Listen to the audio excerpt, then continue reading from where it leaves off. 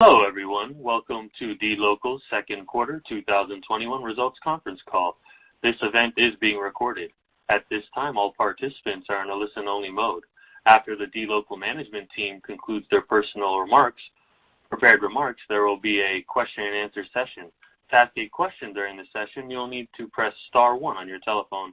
If you require any further assistance, please press star 0. I'm going to turn the call over to DLocal.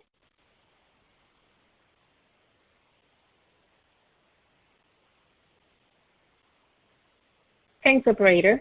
Welcome to our first quarterly earnings conference call after our IPO. As a reminder, this event is also being broadcast live via webcast and may be accessed through DLocal's website at investor.dlocal.com, where the presentation is also available. The replay will be available shortly after the event is concluded. Before proceeding, let me mention that any forward statements included in the presentation or mentioned in this conference call are based on currently available information and DLocal's current assumptions, expectations, and projections about future events.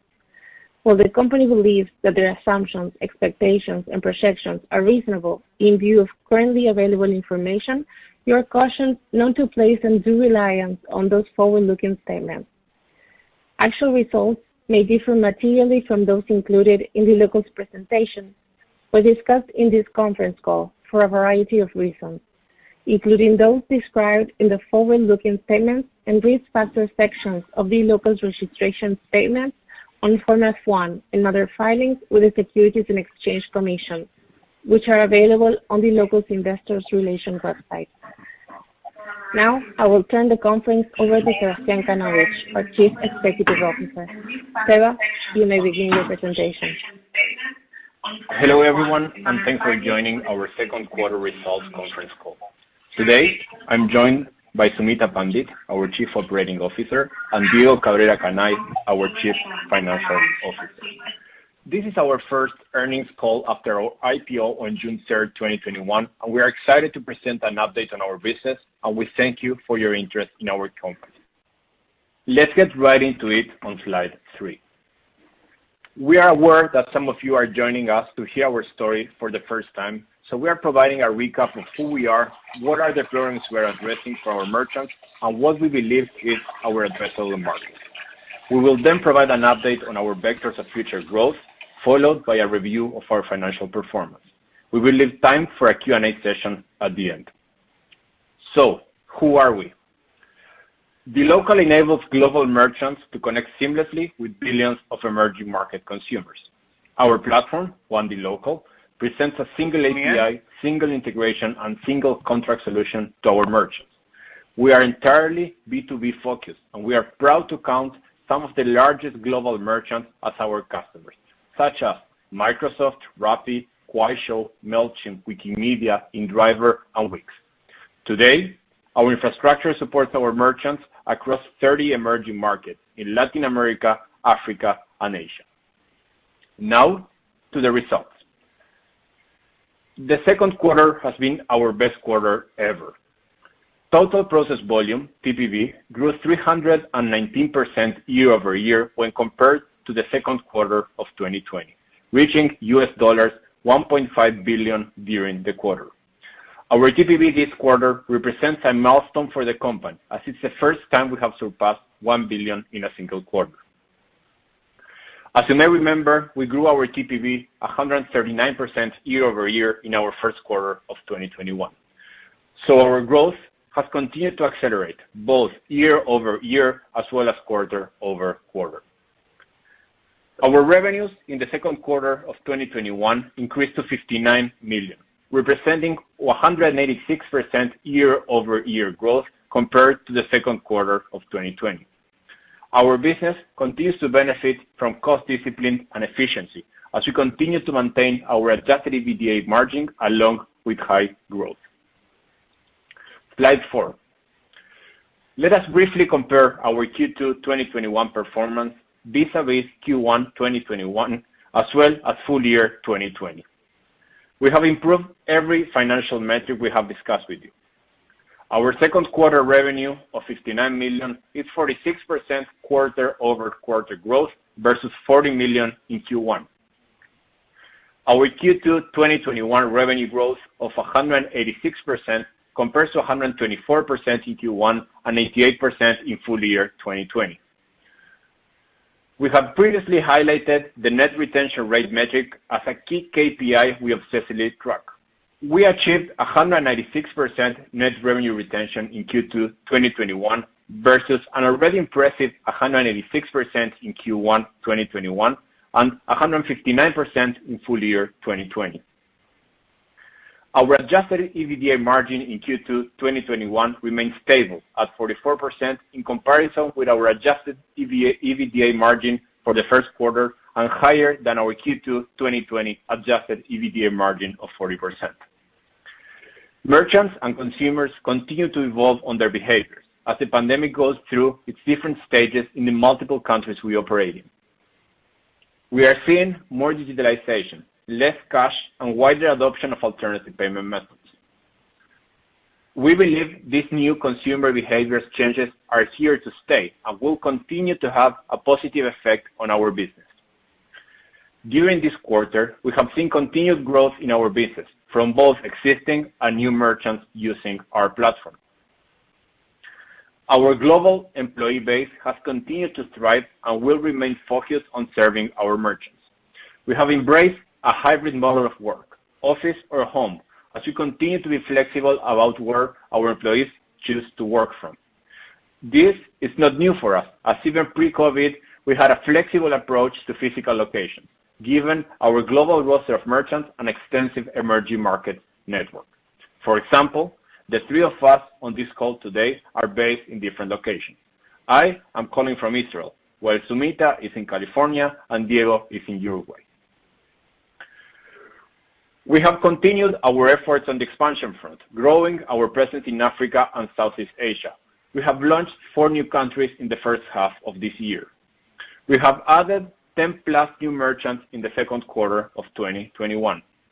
We continue to benefit from the diversification of our business across verticals. Some verticals, such as retail, streaming, advertising, saw accelerated growth as business benefited from post-pandemic return to work and the gradual opening of economies. Our margins have remained stable in comparison with our previous quarter, even with continued investment in our infrastructure and people. We have continued to hire and strengthen our employee count in key functions. The headcount in DLocal grew 100% year-over-year. We see tremendous opportunity in the markets, merchants, and products that we serve, and we intend to continue to invest in our people, platform, and technology as we pursue a path of growth. Our disciplined approach to growth and profitability till date has provided us with a unique position. We intend to continue investing in growth, and therefore our margins may decrease in the coming quarters. We will maintain our discipline to ensure that every new dollar we process will contribute to our margin. Slide 5. What are the problems we are addressing? There are 3 primary challenges that we are solving for our merchants. First, payment methods are local by nature and very diverse in the 30 countries we serve. On top of that, we are seeing a trend of continued fragmentation as consumers adopt newly available payment methods. Cash methods are getting replaced by digital payment methods, offering even more opportunities for consumers to participate in digital online commerce. Merchants are keen to access this rapidly growing end market without building the payment rails themselves. Second, achieving healthy conversion rates while keeping fraud under control is a challenge in emerging markets. We deliver high conversion rates and lower friction through automatic validation and dynamic routing of transactions to multiple acquirers and payment methods. And third, we make the complex simple for our merchants. For those of you who have traveled to any of the markets we serve, you will know that no 2 markets in these regions are the same. We enable our merchants to keep up with the changing regulatory and tax frameworks in emerging markets. Slide 6. As you may remember, we offer both pay-in and payout capabilities to our merchants. A typical fund flow for a pay-in transaction from an emerging market user to a global enterprise merchant requires smart routing, payments processing, withholding tax collection, FX management, and merchant fund settlement. A typical payouts fund flow in the opposite direction from a global merchant to an emerging market user, imagine, if you will, a ride-hailing company driver or a food delivery worker, requires user payment disbursement, income tax management, FX management, payments processing, and merchant fund collection. Our platform enables all of this by leveraging our connectivity to 600 plus local payment methods, including cards, bank rails, wallets, and alternative payment methods, as well as local acquirers, banks, and non-financial institutions. We are not an acquirer ourselves, and instead connect to multiple acquirers in the local markets where we operate. We have recently launched issuing as a service to our global merchants. We have launched our first pilot with a merchant and expect this product to be highly complementary to our current product offering. Sumita, over to you. Thanks, Seba. Slide 7. Our business benefits from strong industry tailwinds, such as the increasing globalization of online commerce, the rise of the digital economy, along with the rise of digital goods that move even more quickly across borders than physical goods, the aspirational middle class that is expanding and is keen to buy the products and services that users in the Western developed economies have always had access to. Purchasing power continues to expand in these countries, and there is a trend towards equalization of purchasing power that is driving global consumption trends. Global merchants are meeting their own growth forecasts they have promised their investors by going outside their domestic markets to pursue growth. As a result, traditional borders of commerce continue to blur. We therefore grow organically with our merchants. The complexity of the markets we serve makes our solution powerful. Slide 8. We commissioned a market study by AMI to measure our addressable market in the countries we serve. E-commerce volume in the countries we serve was estimated to be $1.2 trillion, of which $0.4 trillion is pay-ins and is expected to grow at a 27% annual growth rate, and $0.8 trillion is payouts. AMI expects the share of payouts to increase versus pay-ins, which implies an even higher percentage growth for payouts than 27%. This includes both cross-border and local-to-local e-commerce transactions. This does not include China e-commerce volume because we process minimal volume of payments in China. Also, not all of this volume is comprised of global merchants. However, our TPV at $1.5 billion for the quarter is a very small fraction of the opportunity ahead of us. We grew our TPV an impressive 319% year over year in our second quarter. We grew 139% year over year in our first quarter. In the first half of 2021, we achieved $2.4 billion in TPV, 15% more than what we processed on a 2020 full year basis. We have three primary vectors of growth: commercial efforts, product expansion, and geographic expansion. On the commercial effort side, we are focused on three levers: organic growth of our merchants, our ability to cross-sell through account management, and our ability to add new clients. On the product front, we continue to enhance our product portfolio with improvements in our features for pay-ins and payouts, together with the development and launch of new product lines. On the geographic expansion vector, we are constantly deepening our presence in the countries where we currently operate, together with significant efforts to expand our offering into new countries. As an example of the latter, we have added Vietnam, Malaysia, and Guatemala to our platform in Q2. Our financial results are a reflection of the power of our platform, the operating leverage of our business, and the stickiness of our merchant relationships.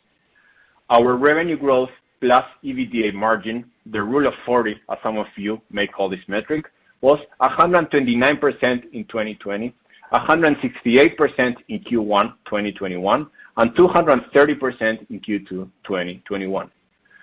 We believe that the strong cash flow generation of our business, also supports an inorganic strategy that will accelerate our time to market. We plan to pursue inorganic opportunities to accelerate any of our 3 growth vectors, including commercial efforts, products, or geographic expansion. Let's double-click on these 3 growth vectors. Slide 10, commercial vector. We saw expansion in our relationships with existing and new merchants. We are actively targeting merchants globally, including in China, that are looking to expand outside their local market and expand into Latin America, Africa, and Asia. Our net retention rate, as shown on this slide, is a function of organic growth of our merchants, our increase in share of wallet of our merchants, increase in products per merchant, increase in countries per merchant, and increase in payment methods per merchant. We continued to improve our net retention rate, 196% in Q2 2021, by improving our commercial efforts with our existing merchants. We calculate NRR by measuring the dollar revenues we earn from existing merchants we had on our platform on a year-over-year basis. Therefore, $100 of revenues in Q2 2020 from the same set of merchants became $196 in Q2 2021. This is a key KPI we obsessively measure as it indicates the strength and predictability of our merchant relationships. We've onboarded 10 plus new merchants this quarter, including a merchant that is a US content provider that launched in 13 countries with us, Change.org, a global short video sharing app, and a social network platform that develops a lip-syncing video that launched in 4 countries with us. Revenues from new clients was $19 million in Q2 2021 versus $1 million in Q2 2020. Revenues coming from merchants onboarded in the last 12 months are considered under new clients for this KPI. This is a rolling measure for a year-over-year comparison. Slide 11, product vector. Our product innovation journey is never static. Emerging markets are always changing, and we believe we need to remain agile as it is our biggest competitive advantage. In this quarter, we continued to bring enhancements to our pay-in solution with new features such as the flexible scheduler enabling dynamic fund transfer. We improved our tax manager to allow tax handling by payment methods, both debit or credit. We added new integrations to add redundancy in our card processing in existing markets, and we added new payment methods. We also enhanced our payout solution, expanding our instant payouts in more countries. We added direct connections with new partners and banks, and we went live with Pix mobile app in Brazil through our own APK. We improved our fraud and data capabilities with new machine learning models tailored for retail and gaming verticals. We added profiling and fingerprinting tools and went live with device ID, among other KYC improvements. Our issuance as a service solution enables merchants to create new lines of revenue and easily issue prepaid cards in local currencies to reach millions of consumers in emerging markets. Slide 12, geography vector. We've added 4 countries to our network in the first half of 2021.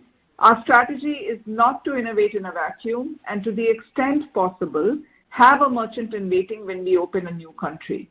This is an example of our disciplined growth strategy. Our expansion strategy is both merchant-led, that is, we go where our merchants ask us for a solution, as well as DLocal-led, that is, markets where we know that there will be demand. We are not dependent on any single country for our performance. We also don't forecast our performance by country. We are solely focused on measuring our performance by our merchants. Slide 13. We see strong growth across verticals with a 319% year-over-year TPV growth as our business benefits from diversification. Our business model is not dependent on the performance and outlook of any single industry vertical. We see continued growth in verticals such as ride-hailing and travel that started seeing strong return in volumes in the first quarter of 2021. We are also seeing accelerated growth in multiple verticals such as streaming, retail, advertising, and financial services. I'm now going to hand it over to Diego to review our financial highlights. Thanks, Sumita. Let's start with slide 15. Since we started our operations 5 years ago, we have, on average, almost double our TPV year after year. We see an acceleration in our TPV growth with 319% in the second quarter of 2021 compared to 60% in the fiscal year 2020. This growth benefits from specific verticals such as ride-hailing and travel that were affected in Q2 2020. We are also seeing tremendous growth in all the other verticals such as streaming, retail, advertising, and financial services. Let me highlight that even in Q2 2020, during the heart of the pandemic, we have still grown 17% year over year. While we expect to see continued strength in our business in the remainder of the year, the percentage growth may normalize as the comparable quarters in the second half of 2020 had already seen significant growth. Let's move to slide 16. Our revenues in the second quarter of 2021 reached $59 million, 186% year-over-year growth from Q2 2020 and 46% quarter-over-quarter growth from Q1 2021. Our revenue over TPV ratio, or take rate, was 4.1% in Q2 2021 versus 4.3% in Q1 2021. This is equal to the take rate we had in 2019. This ratio changes based on the underlying business mix. In 2020, pay-ins had shrunk to a larger portion of our overall business, resulting in a higher revenue over TPV ratio of 5%. This ratio also decreases as the volumes with some of our largest merchants increase, given that we set pricing tiers by volumes in our merchant agreements. Higher volumes with our largest merchants typically decreases the ratio, but is great for our business as they bring incremental EBITDA. Let's switch to slide 17. We are very pleased with our continued improvement in adjusted EBITDA. In Q2 2021, our adjusted EBITDA grew to $25.9 million, 213% year-over-year growth, and 45% quarter-over-quarter growth. Our adjusted EBITDA margin remained stable at 44% since last quarter and improved 384 basis points year-over-year. We have achieved this while we have continued to invest in our people, platform, and technology. We intend to continue investing in growth, and therefore our margin may decrease in the coming quarters, maintaining our discipline to drive profitable growth with every additional dollar that we process. Cost of services dropped from 2.6% of TPV in the second quarter of 2020 to 1.7% of TPV in the second quarter of 2021, mainly as a result of business mix. Operating expenses grew $11.2 million year-over-year, mainly driven by expenses related to the secondary portion of the initial public offering for $3 million, stock-based compensation for $2.1 million, and salaries and wages that grew $3.7 million as we doubled our headcount and brought key talent on board. Let's continue with slide 18. Of the 186% year-over-year revenue growth in Q2 2021, $20 million came from existing merchants and $19 million came from new merchants. The comparable numbers for Q1 2021 were $15 and $7 million respectively. Revenues from existing merchants are those revenues that are driven by merchants that were already processing in the same quarter of last year. And revenues from new merchants are those revenues that are driven by merchants that started operating with us after the same quarter of last year.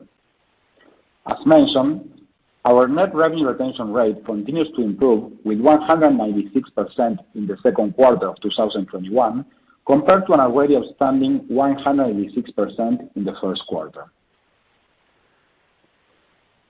Switching to slide 19. When we look at our KPI per merchant, we see that they have sequentially continued to improve. The average number of countries per merchant in the second quarter of 2021 reached 7 compared to 6 in the first quarter. Given that we have already built our payments network in 30 countries, there is significant capability to continue to bring our merchants to more geographies. And the same applies to the payment methods per merchant. We reached 62 compared to 53 in the first quarter, while we offer more than 600 payment methods in the countries that we operate. With that, I will turn it back to Seba to conclude. Thanks, Diego. On slide 20. In conclusion, our 5 strengths are as follows. First, we have a large and expanding addressable emerging market ecosystem. Second, we have a direct integration with some of the largest online merchants in the world. Third, our scalable single API technology infrastructure makes it complex simple for our merchants. Fourth, we are diversified across verticals and clients. And fifth, our rapid growth is combined with our disciplined profitability. And this is just the beginning. We continue to remain focused, humble, and agile as we enable our global merchants to connect with billions of emerging market users and execute on our growth strategy. Thank you for joining us today. I will now request the operator to open it up for questions. Thank you. As a reminder, to ask a question, you'll need to press *1 on your telephone.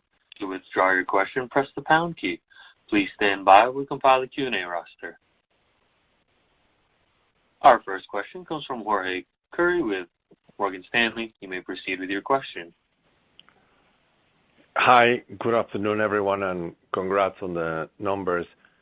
I have 2 questions, if I may.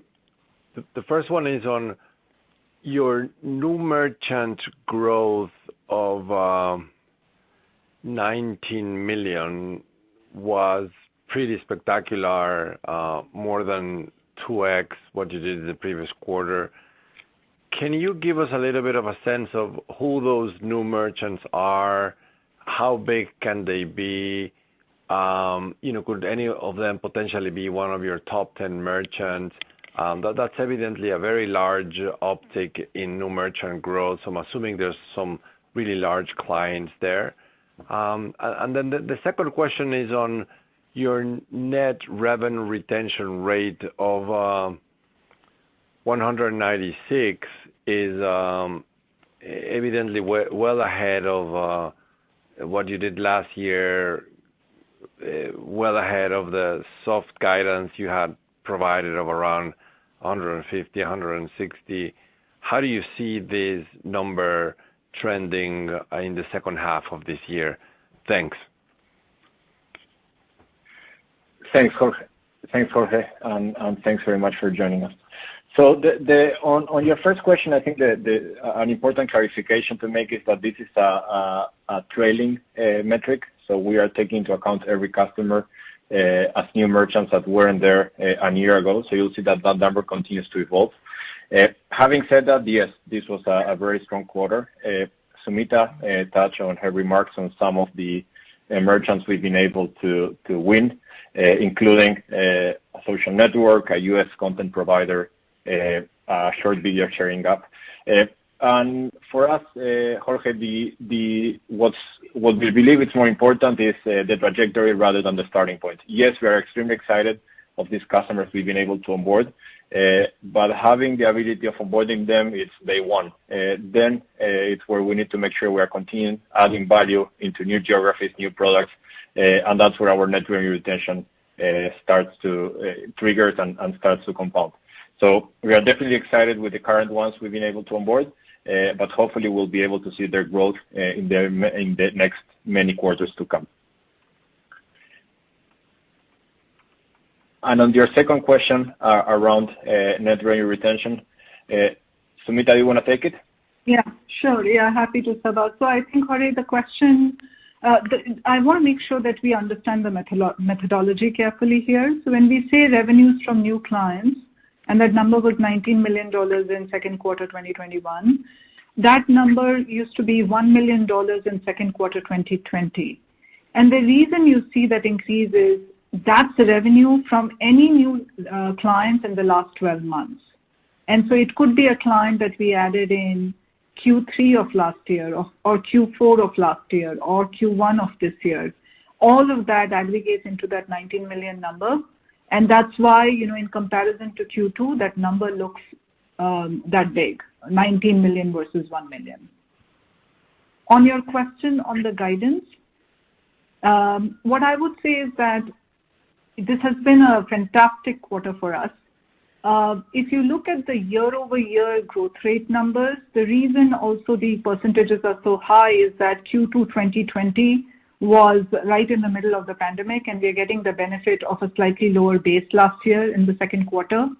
I think as we look out over the next 2 quarters, we expect our dollar numbers to look good, but I would not predict a percentage growth rates that are similar to what we've been able to achieve in the second quarter, because Q3 and Q4 of last year were stronger quarters than Q2 of last year. Thanks. Sorry to push back, but so again, my first question stands. So what type of merchants are you adding that they're ramping up their revenue so rapidly and they are bringing such a large amount of new revenues, and whether or not this could be much bigger, sort of like top 10 revenues? We're trying to understand how can your revenues ramp up from here, and I think it'll be really helpful if you can help us understand, who are these clients, what are sort of what they do, how big they are, even the names would be very useful to try to get a better sense of how revenues can go up from here. Thank you. Sure. Jorge, so first of all, I think it's worth conceptually discussing who we focused on. We are serving some of the largest companies in the world, and many of those names you get to see on our website. Obviously, we try to make sure we disclose together with them, and those are the names that we've been able to disclose out there. But these are companies that have ambitions to operate in more than one country, that are some of the world leaders in their respective areas. We've announced some of those partnerships during not only the last quarter, but during the year. So a lot of those customers are out there. And we obviously have expectations for them to become much, much bigger. As Sumita was touching on the TAM point, while we believe our numbers to be very impressive and we are extremely proud of them, we are clearly still a drop in the ocean of the opportunity we have ahead. And we are of the idea that those volumes in emerging markets are going to be driven by the type of merchants we serve, which are the largest companies in the world. So I would love to give you the name, but that's I hope some further clarification of who those merchants are. Thanks. That's fine. Congrats again. Great numbers. So all the best. Thank you. Thanks, Jorge. Thank you. Our next question comes from Tito Labarta with Goldman Sachs. You may proceed with your question. Hi, good afternoon. Also, congratulations on the very strong results. 2 questions, kind of piggybacking a little bit on Jorge's questions a bit, but first on the growth of new merchants, more, given the strong growth, at the IPO you had mentioned you didn't most of the growth you expected to be coming from the existing merchants.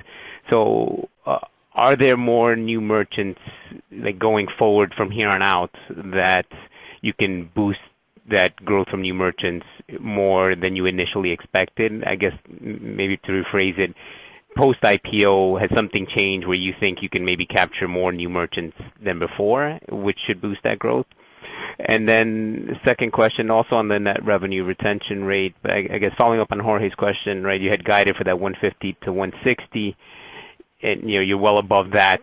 I mean, is looking back, do you think that 150 to 160 was too conservative? Can you accelerate even from here, that 196? I understand, you have soft comps last year, but just to get a sense, right, 196, well above that 150, it looks like there should be upside to that 150 to 160 guidance that you had given. at the IPO. Is that fair to assume? Thank you.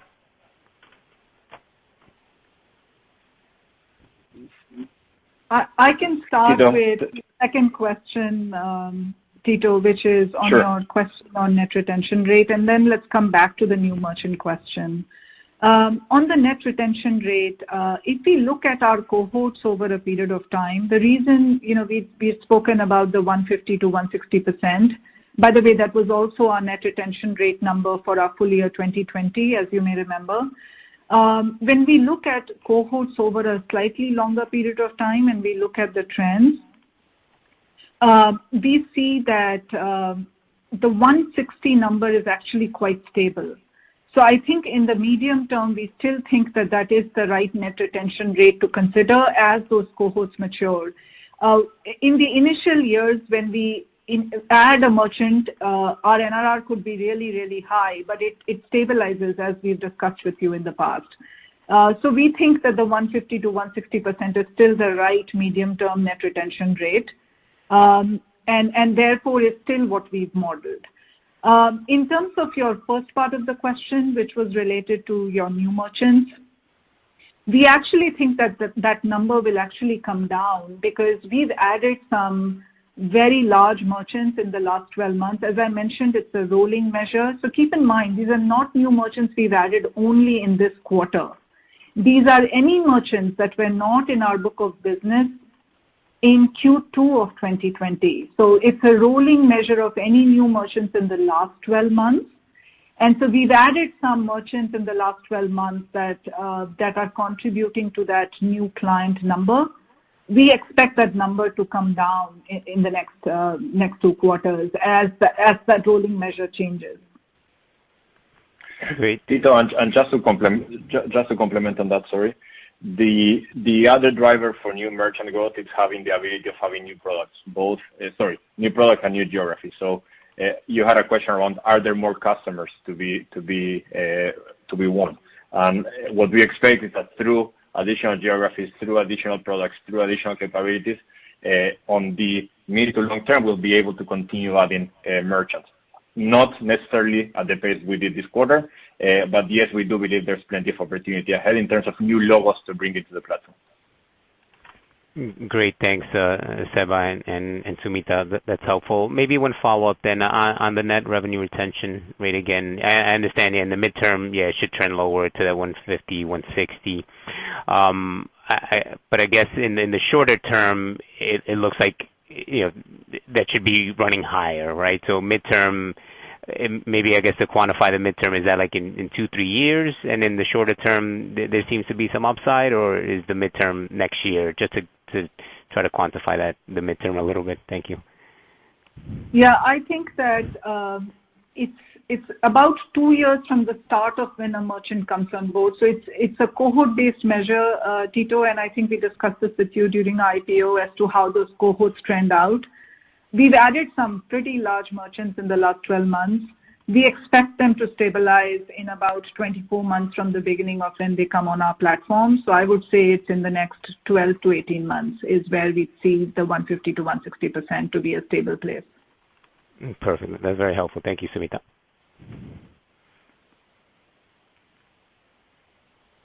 Thank you. Our next question comes from Neha Agarwala with HSBC. You may proceed with your question. Hi, congratulations on the earnings, very strong results. I had a clarification, mostly on the revenues and TPV. Does that also include the impact of the PrimeiroPay acquisition that you closed in April of this year? I believe some of the new merchant revenues might be driven from the acquisition of PrimeiroPay. Is that right to assume? Yes, this includes PrimeiroPay. Could you tell us what would the TPV and the revenues look like without PrimeiroPay, without the inclusion of PrimeiroPay this quarter? I don't think we're disclosing that information, Neha, but I would say that it's not significant enough to make as much of a difference to the numbers, but we are not disclosing the PrimeiroPay numbers separately because it was an asset deal, as you know. We acquired the assets of PrimeiroPay. We will not be breaking out those numbers, but it's not significant enough to be broken out either. Okay, perfect. And then again, on the operating expenses, this quarter was a bit high because of some extraordinaries. But going forward, should we expect costs to be a bit elevated? As you mentioned, you expect some pressure. We could see some pressure on margins. What is the expectations in terms of costs, given that revenues are already coming very strong so far? So should we see a pickup in the costs? Do you plan to have stronger geographical expansion in the coming quarters? Any color on that? Hi, Neha, this is Diego. So if you look at Q2 2021, the main one-off expenses that we had were the IPO expenses for roughly $3 million and some M&A expenses mainly related to Primero Pay for around $300,000. So everything else is organic and expect to continue a sequential increase going forward as we continue to grow. So you should exclude those numbers, and the rest is a trend that should continue going forward. Okay. And lastly, on the Issuer as a Service program, you launched a pilot program. How has the response been so far, and when do you think you can formally launch this new service for your clients? Neha, hi, and thanks very much for the question. So we've launched a pilot. The product is readily available to our customers who wish to use it. Obviously, we have enterprise merchants, so the sales cycles, as you are aware, are long. So we see this product the same way as we've seen payouts back in the day, payments, as highly complementary one with each other. We, going forward, don't intend to break down revenue by product because, again, we're always driven by this idea of having more products and more solutions to offer our merchants. The product is readily available for merchants who want to be onboarded. Having said that, we expect the proper ramp-up to take time. Okay. And you separately monetize that. It's not included as the full package. That is a service that merchants can take up on a separate basis, and you can monetize that service. Exactly. So exactly the same way as payments and payouts work, where there's a fee for a payments transaction, there's a fee for a payouts transaction, there'll be a fee for our issuing product. So yes, it's going to be a new revenue line, if you will, you'll see it bundled, but it will be a new source of revenue for our platform. Perfect. That's very clear. Thank you so much, Seba, Sumita, and Diego. Thanks, Neha. Thank you. Our next question comes from Ashwin Shirvaikar with Citi. You may proceed with your question. Thank you. And congratulations from me as well. Good quarter. You'd mentioned the benefit of ride-hailing and travel as your clients recover from the impact of the pandemic. Could you maybe help size this or maybe indicate how much more benefit you might get if you just get back to, say, 2019 levels from purely economic recovery?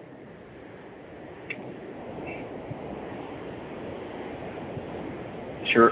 Ashwin, hi, and thank you very much for the question. Obviously, we are a very different business than what we were back in 2019, so that normalization wouldn't make much of a change. We are not dependent on any particular vertical or industry. We are really well diversified. So yes, we've seen some recovery on the ride-hailing and travel space, but we are not counting on any sort of pre-pandemic numbers. We don't forecast that way. We're not counting on that to happen. If it happens, it will be good news for us. But at the end of the day, we like to believe we've been COVID agnostic. Yes, there's been industries that have accelerated. There have been others that have been losers. But we believe in the long run we are on a very sustainable trajectory, which will have some losers that are going to lag, and therefore our performance is going to lag together with them. But we are not counting on any bounce back of any of those industries to move the needle for us. Understood. And then a separate question, as you ramp many of these new clients that you're signing, including perhaps transition over some of the Primero Pay clients. What should we expect with regards to a margin impact from that? Is that what you're indicating when you say that margins may be a bit softer in the nearer term quarters? Yeah, I think, Ashwin, thanks for the question. I think on the margin question, as you can see, our margins have stayed stable between Q1 and Q2. And we think that we will really look to invest over the next few quarters. And we think that, there could be some margin compression from the 44% levels in the coming quarters. And the reason for that is really driven by our expansion plans, our product plans, and I think our commercial efforts. The other thing to also keep in mind is that one of the reasons, I think Diego mentioned this in his prepared remarks, where he walked you through what the revenue over TPV number is, and it's at 4.1% in this quarter, was 4.3% in Q1. The reason we think that there could be some margin compression is we continue to see tremendous volume growth from our large merchants. And I think we've mentioned this to you. We have volume tiers in our contract. So as the dollar volume goes up and the tiers go up, the pricing comes down, which is actually good for our business. We actually like it because that means that we're going to get more volume. But I think given those two factors, we think that while on a dollar basis we will continue to grow, from a margin perspective, we expect to see some compression in the next few quarters. Would you be able to size the level to which, I'm still talking low 40s, so not lower than that?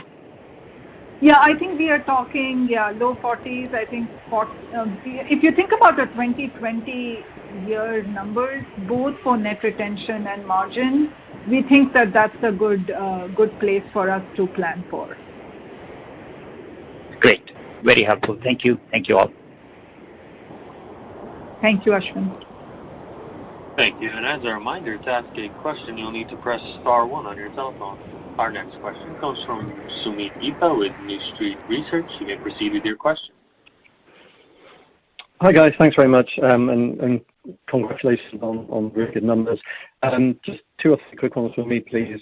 First of all, just on pay-in and payout, which I guess is shaping your take rate to a degree. Are we kind of broadly back to, if you like, the historic ratios we've seen between pay-in and payout?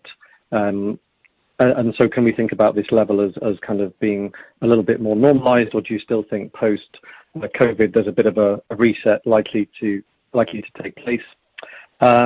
Secondly, just on competition, which hasn't been mentioned, are we seeing anything by way of response from either the incumbents or the likes of e-banks or Adyen, anything kind of happening on a competitive front which is worth flagging? And then just a final one, please, maybe just looking forward, you talked a little bit about card issuance as a service, which sounds really interesting.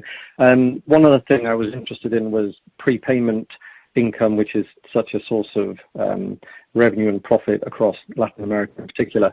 Any thoughts on whether that is a revenue you could try and pursue going forward? Thanks very much.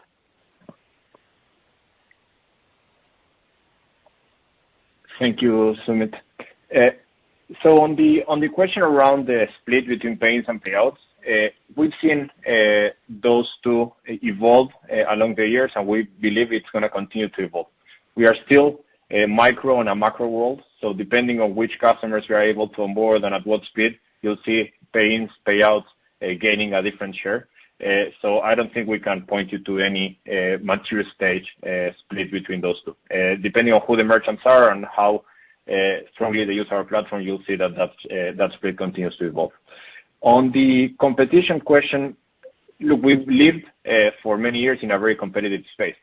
We believe there's many great companies, many great payments companies worldwide. Some of them are public. But we also are of the idea that this opportunity in emerging markets is huge, and we also believe we are very well positioned to capture, hopefully, a lot of that opportunity. Some of the competitive advantage that we build in, the idea of having the direct connections, the idea of the technology, having the deep cultural understanding of the markets where we operate, we believe are sustainable advantages. So to answer your question, we are counting on competition to be aggressive, but at the same time, we are confident of the efforts and the advantages built into our platform. The third question is on prepayment. I'll start. Sumita, feel free to complement. As of now, we don't make revenues from prepayments the way you would see for other companies, in particular in Brazil. Is that an opportunity? Probably yes. It's not included in any of our internal forecasts. We are more focused today on continue with our geographic roadmap, continue with our product roadmap, and if anything, that would be a quick or an easy win to pursue further down the line. Okay, thanks. Thank you. Our next question comes from Domingos Falavina with JP Morgan. You may proceed with your question. Thank you. Hi, good evening, everyone. At the sound of being repetitive here, congratulations as well. Amazing figures. I'm adding a little bit, I think, to Jorge's first question. You guys brought in a lot of new clients, and I remember you guys had kind of a funnel that, the sales process is long, like you said. So if you could give, even if it's either quantitative or qualitative comments on, kind of how this pipeline looks. Like an example, you had in the last, stage of this funnel, like 30 companies, you converted 10 of them, and, maybe you moved an additional 5 to this funnel.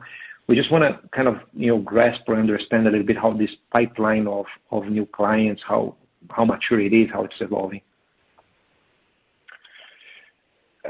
Hi, Dom, and thanks for the question. So we've onboarded 10 new merchants in the last quarter, but that probably doesn't tell much of the story.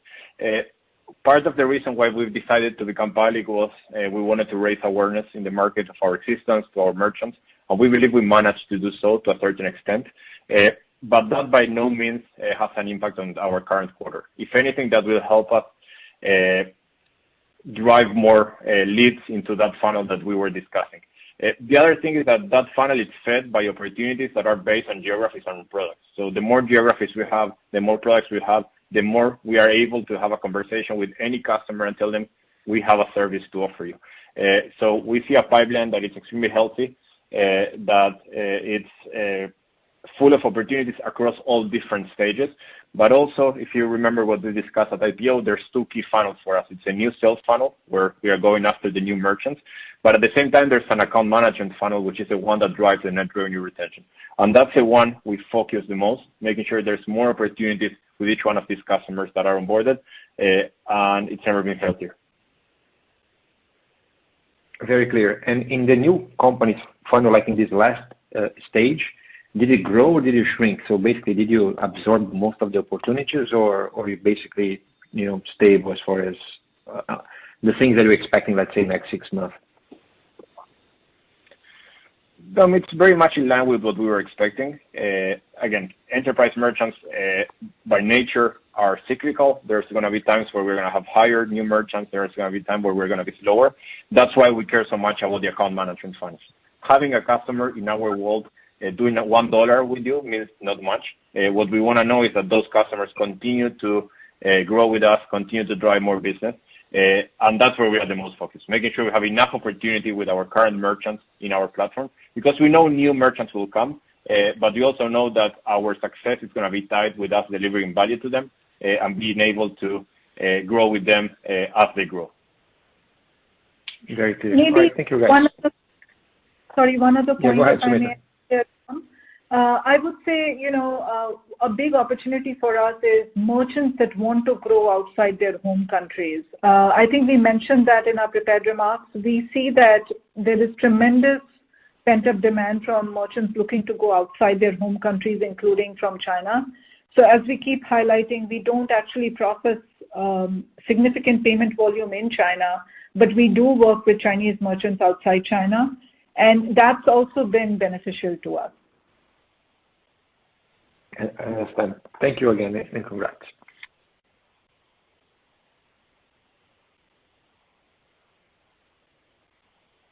Thank you. I would now like to turn the call back over to Sebastian for any further remarks. Thanks everyone for joining today. We are glad and thanks for your questions. We are happy to stay in touch in the future.